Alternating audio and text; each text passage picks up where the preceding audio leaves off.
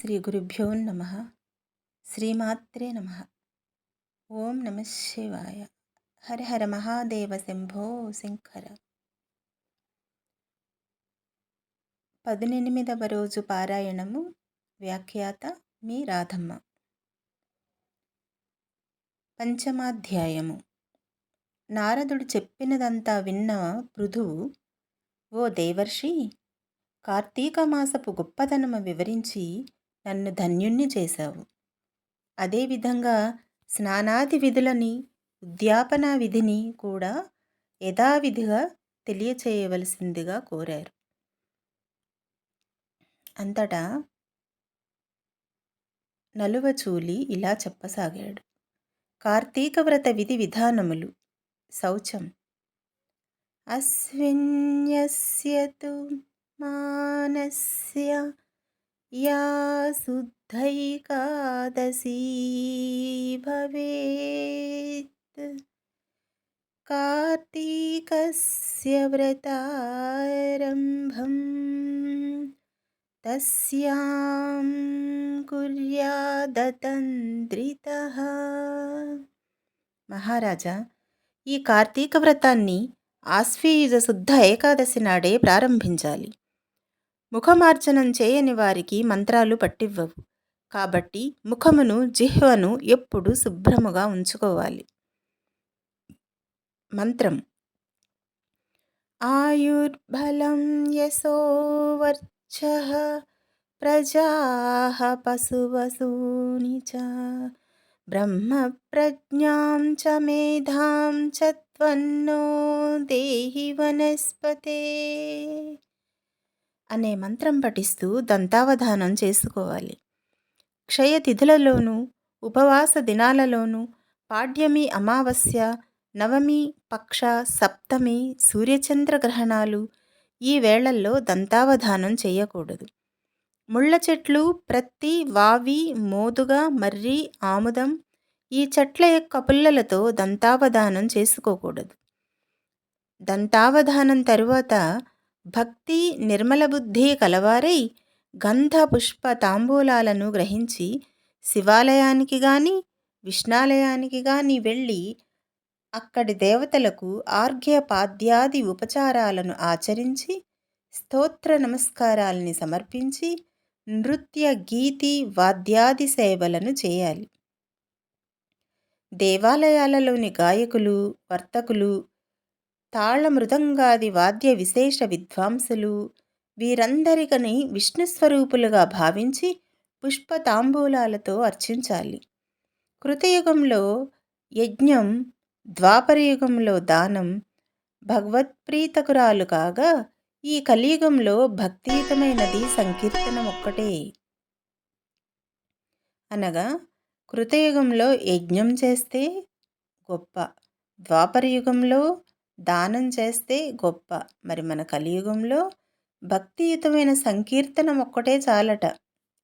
ఒక్క నామం చెప్పినా చాలు. మనం ఆ భగవంతునికి సంతోషాన్ని ఇస్తుంది అని మనకి తెలియచేస్తున్నారు.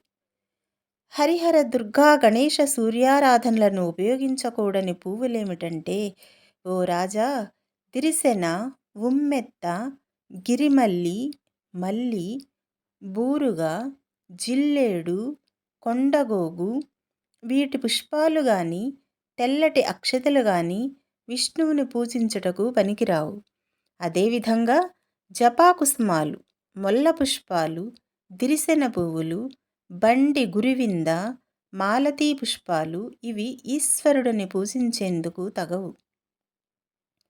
ఎవరైతే సిరి సంపదలు కావాలని కోరుకుంటున్నారో అటువంటి వారు తులసీ దళాలతో వినాయకుడిని, గరికతో దుర్గాదేవిని, అవిసె పువ్వులతో సూర్యుని అస్సలు పూజించకూడదు. ఏ ఏ దేవతలకు ఏ ఏ పువ్వులు శ్రేష్టమైనవో వాటితోనే పూజించాలి. అనగా మనకి ఈ కథలో తెలియవచ్చేది ఏమిటంటే, తులసీ దళాలతో వినాయకుడిని పూజించకూడదు, గరికతో దుర్గాదేవిని పూజించకూడదు, అవిసె పువ్వులతో సూర్యుని పూజించకూడదట. మంచి పువ్వులతోనే, శ్రేష్టమైన పువ్వులతోనే పూజించాలని చెప్తున్నారు. అలా పూజించినప్పటికీ కూడా మంత్రహీనం క్రియాహీనం భక్తిహీనం సురేశ్వరా యత్పూజితం మయా దేవ పరిపూర్ణం తదస్తు తే. ఓ దేవా, మంత్రక్రియాదిక లోపభూయిష్టమున్నప్పటికీ నాచే చేయబడిన పూజ నీకు పరిపూర్ణమై దగునుగాక అని క్షమాపణ కోరుకోవాలి. ఆ పిదప దైవానికి ప్రదక్షిణ నమస్కారాదులను ఆచరించి పునః క్షమాపణలు చెప్పుకొని నృత్య గానాది ఉపచారాలతో పూజను సమాప్తి చేయాలి. ఎవరైతే కార్తీక మాసంలో ప్రతిదినం రాత్రి శివపూజను కానీ విష్ణు పూజను కానీ ఆచరిస్తారో వారు సమస్త పాపాల నుంచి విడివడిన వారై వైకుంఠాన్ని పొంది తీరుతారు. అనగా మనకి ఈ మాత్రం చేత మనం ఏం తెలుసుకోగోరుతున్నాము అనగా, పూజ అనంతరం మనం ఎంత భక్తిగా చేసినప్పటికీ, ఎంత శ్రేష్టమైన పువ్వులు సమర్పించినప్పటికీ మనం చివరిగా చెప్పుకోవలసిందేమి అంటే, ఏమైనా తప్పులు ఉంటే మమ్మల్ని క్షమించు తండ్రి అని అనుకోవాలని ఇక్కడ మనకి తెలియచేస్తున్నారు. క్షమాపణలు చెప్పుకుంటున్నారు. అందువల్ల మనకి మన గ్రంథాలలో చెప్పబడింది కదా, ఏమని? సు శివ క్షమాపణ స్తోత్రమని, సుబ్రహ్మణ్య క్షమాపణ స్తోత్రమని, దేవీ క్షమాపణ స్తోత్రమని, ఇలా అన్ని రకాల క్షమాపణ స్తోత్రాలు ఉన్నాయి.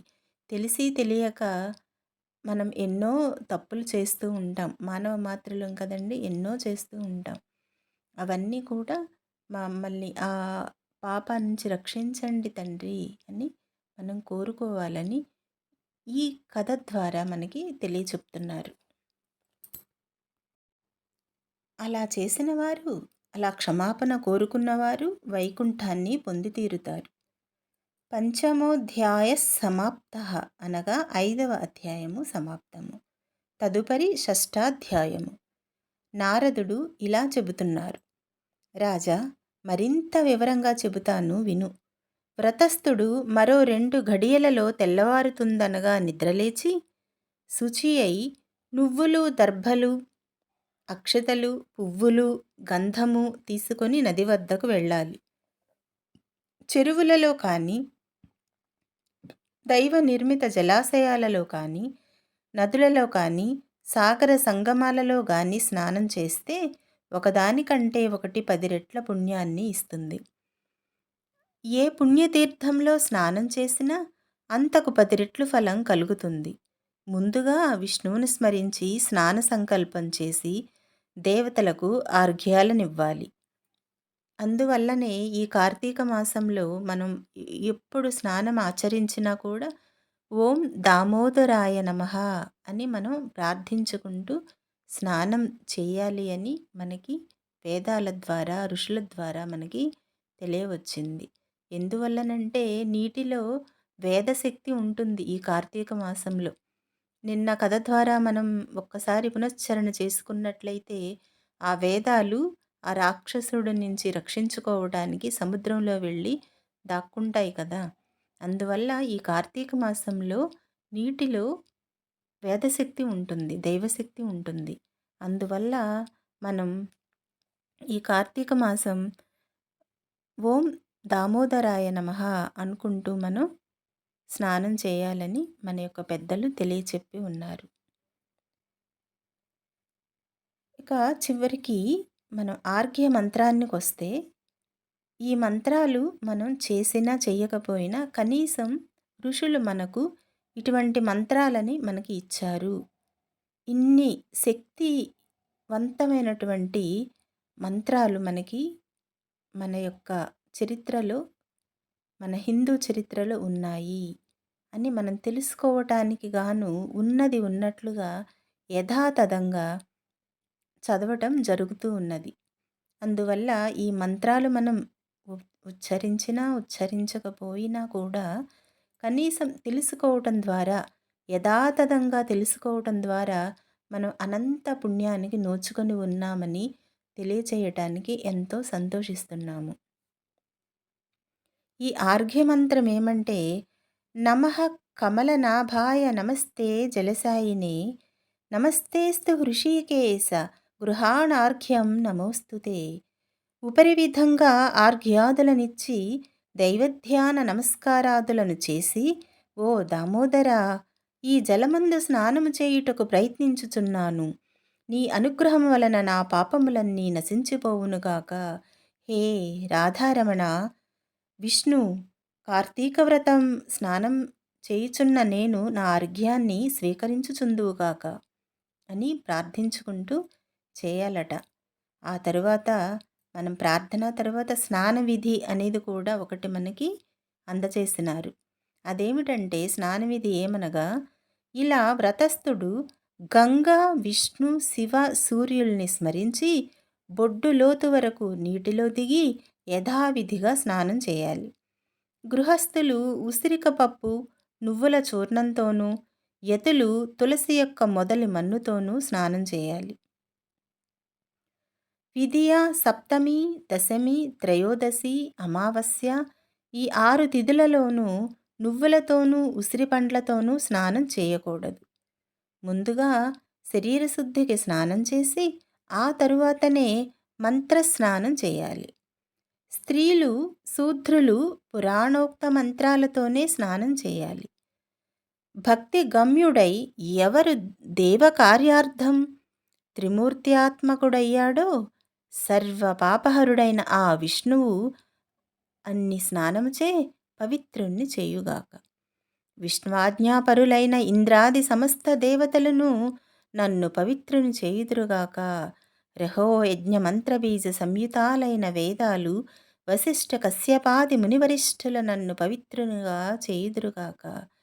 గంగాది సర్వనదులు, తీర్థాలు, జలధారలు, నదాలు, సప్తసాగరాలు, హ్రదాలు నన్ను పవిత్రుని చేయుగాక. ముల్లోకాలలోనూ గల అరుంధ్యాత్యాది పతివ్రతామ తల్లులు, యక్ష్య, సిద్ధ, గరుడాదులు, ఓషధులు, పర్వతాలు నన్ను పవిత్రుని చేయుగాక. ఉపరి మంత్రయుక్తంగా స్నానం చేసి చేతియందు పవిత్రాన్ని ధరించి దేవ, ఋషి, పితృ తర్పణాలను విధిగా చేయాలి. కార్తీక మాసంలో పితృతర్పణ పూర్వకంగా ఎన్ని నువ్వులనైతే విడువబడుతున్నాయో అన్ని సంవత్సరముల పాటు పితృదేవతలు స్వర్గంలో నివసిస్తున్నారు. ఆ తర్పణానంతరం నీటి నుండి తీరానికి చేరి ప్రాతకాలానుష్ఠానం అనగా సంధ్యావందనాది కార్యక్రమాలను నెరవేర్చుకోవాలి. ఆ తరువాత విష్ణు పూజను చేయాలి. పిదప ఆర్ఘ్యమంత్రం. శ్లోకం. ప్రతిపత్ కార్తీక మాసే స్నాతస్య విధినా మమ గృహాణార్ఘ్యం మయా దత్తం రాధయా సహితో హరే అనే మంత్రంతో గంధ పుష్ప ఫలాలతో కూడిన ఆర్ఘ్యాన్ని క్షేత్ర తీర్థ దైవతాలను స్మరించి సమర్పించాలి. అనంతరం వేద పారీణులైన బ్రాహ్మణులకు భక్తిపూర్వకంగా గంధ తాంబూలాదులిచ్చి పూజించి నమస్కరించాలి.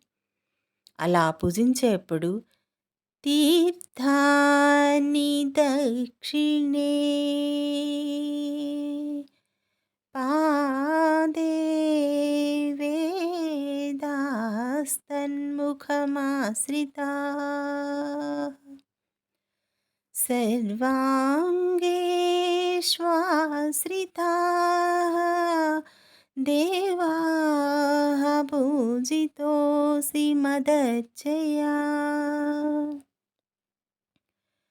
కుడిపాదమందు సర్వతీర్థములు, ముఖమందు చతుర్వేదములు, అవయవములందు సర్వదేవతలతో అలరారే ఈ బ్రాహ్మణ పూజ వలన పవిత్రుడనవుతున్నాను అని అనుకోవాలి.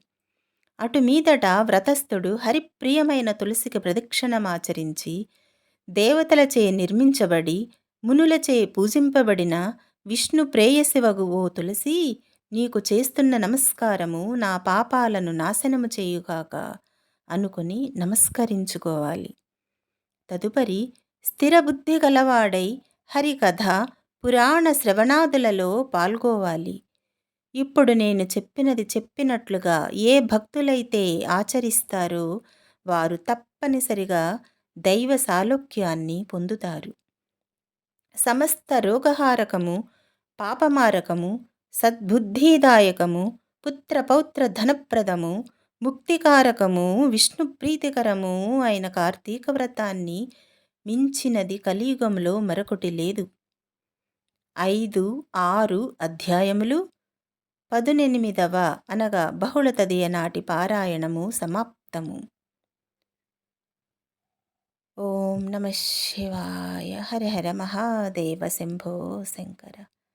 మరలా 19వ పారాయణం రోజు మరలా మనము ఆ పరమేశ్వరుణ్ణి, ఆ దామోదరుణ్ణి కీర్తించుకుందామా? మరి ఆత్మబంధువులకు నమస్కారములు. హర హర మహాదేవ శంభో శంకర. శ్రీమాత్రే నమః.